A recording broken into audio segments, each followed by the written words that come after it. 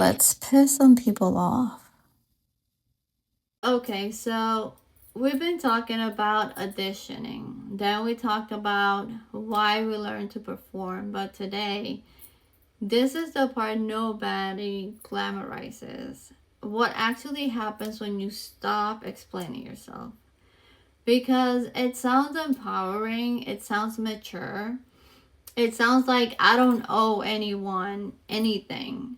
But when you really live it, it doesn't feel powerful at first. It feels kind of like a little bit exposed. Hello and welcome back to I Am Spies, the podcast. If this self selection series has been stretching you a little, good. Make sure you subscribe, hit the bell so you don't miss what's next. Like this episode and share with someone you genuinely care about, because this isn't surface empowerment, this is identity work. And today we're going into the part that really tests you.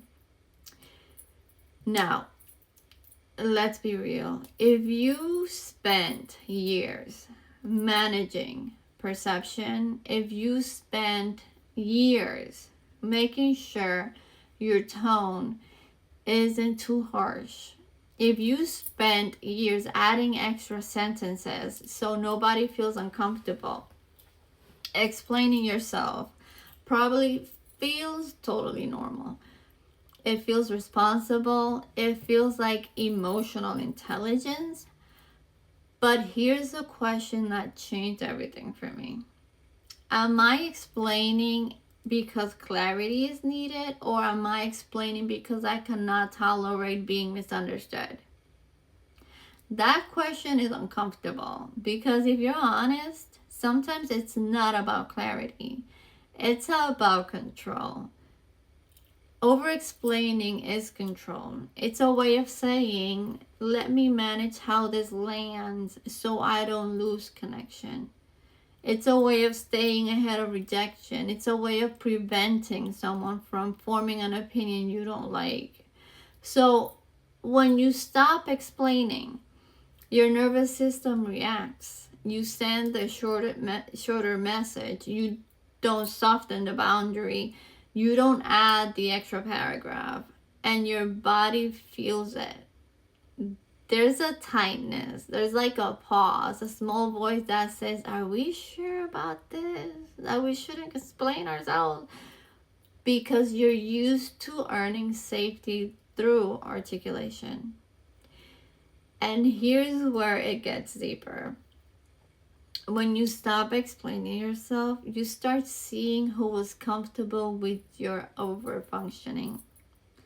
Some people were very comfortable when you were constantly clarifying, constantly reassuring, constantly smoothing things over, constantly making sure nothing felt tense. When that stops, they feel the shift. And sometimes they call it out and tell you, like, you've changed, you're being distant, you're different. And that hits something inside of you. It did for me. Because part of you wants to say, no, no, no, I'm still me. But maybe you're different. Maybe you're just no longer overperforming to comfort. This is the part that nobody tells you.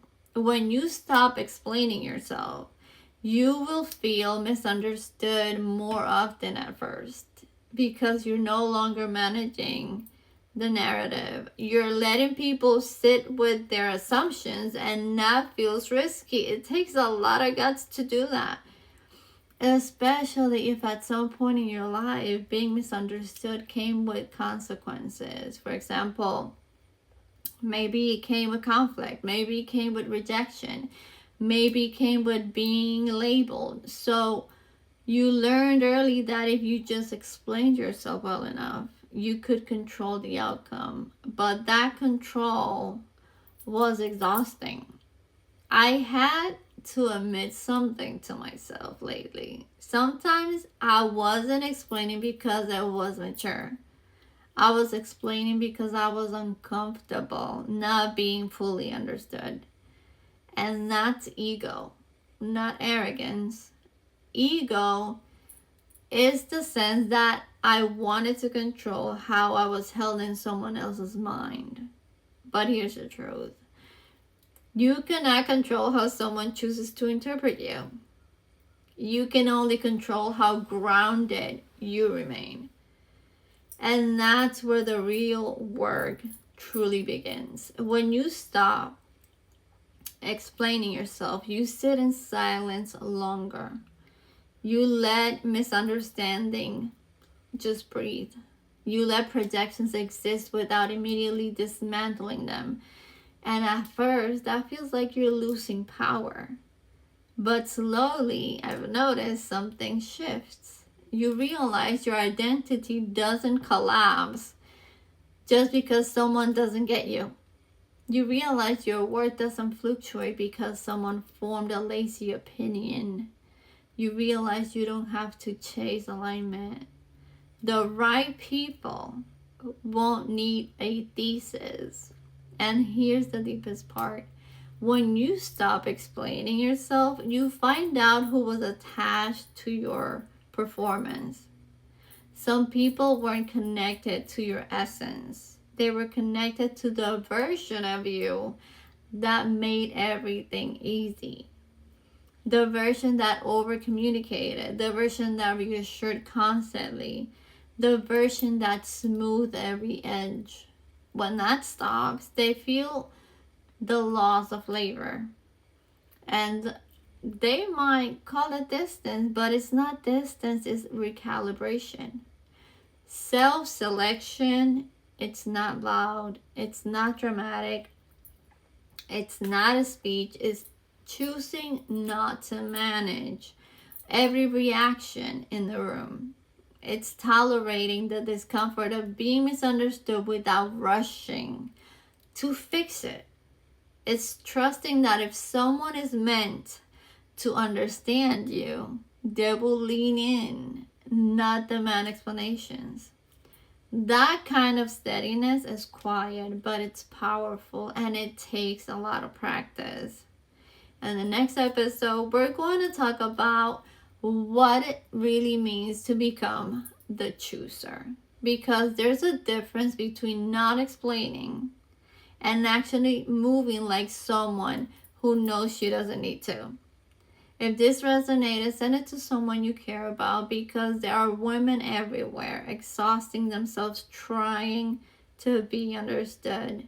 And maybe what we need isn't better wording. Maybe we need tolerance for silence.